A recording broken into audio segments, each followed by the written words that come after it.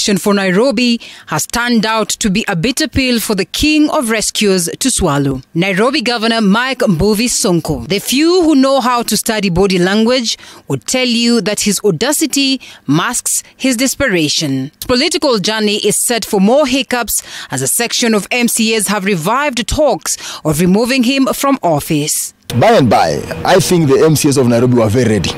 If that Tuesday could have come, Nairobians could have really known that there are leaders in Nairobi who are elected across the political parties. Because we saw as MCAs there is a problem. And we dissected the problem and we got the medic that we wanted to inject into this problem. And we are ready. And even now I believe the MCAs are still ready. If given a go-ahead to give the injection what the South of Nairobi, they can give this injection. Hiyo issue imerais sababu ya change of leadership. Ndio ameona ametolewa inarudishiwa nguyo. So ameanza naye kusema impeachment lazima irudi wakiwa na wale wenzake wa NASA kadhaa. In an unprecedented move in February, Nairobi Governor Mike Sonko surrendered key county functions to the national government in the wake of corruption charges leveled against him. A move he later termed as coercion. And Sonko has kept on defining himself for incompetencies. When a full governor governing 5 million Kenyans can say he signed a document without reading it, really, that's a fair example of saying you're incompetent enough. Just reading a document that commits the lives of 5 million Kenyans somewhere is one of the worst incompetence you can be. So I won't say that the government's on the other side. Sonko has already been on his own side. Sonko has never taken anybody serious in terms of making service to the people. As he wrestles the transferred functions back from the national government, accusing senior officials in the office of the president of frustrating him, his defiantness seems to fall on deaf ears as the president continues to tighten his grip on the Nairobi Metropolitan Services. We need to read again Article 187 2B of the Constitution. And it expressly says that the constitutional responsibility of any of the functions that are transferred from one government to the other shall remain with the government that transferred them. The renewed calls for a fresh ouster comes at a time when the governor is at loggerheads with the Nairobi Metropolitan Services over functions transferred to Mohammed Badi's office.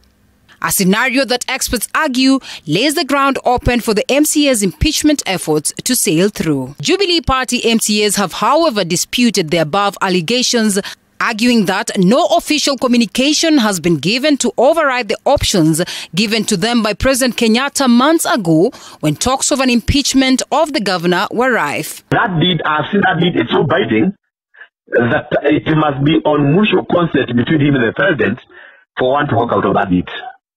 It is time.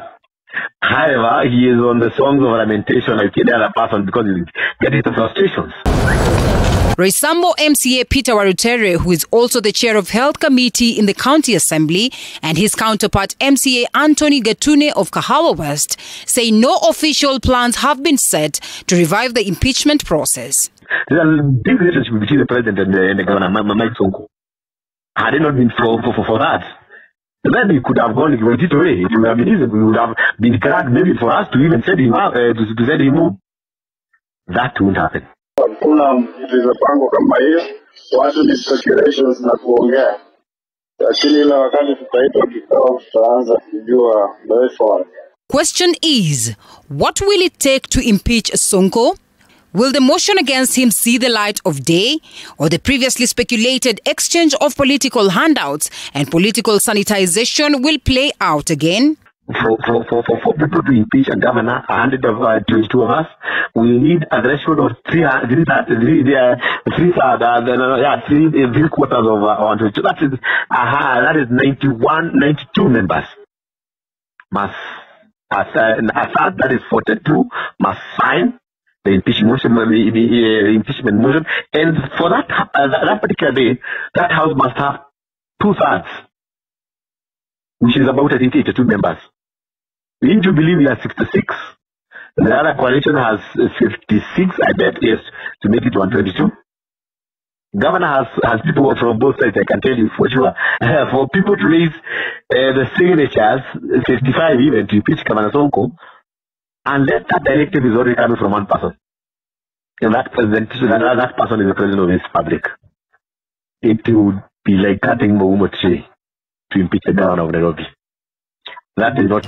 Office of the Governor, Nairobi City County, indeed an office that is haphazardly occupied by the Governor himself, embattled Nairobi Governor Mike Sonko. A question of wait and see of what his fate is going to be as talks of an impeachment are rife. Battles against him and the national government have put the people of Nairobi in limbo. But for how long is a question of wait and see.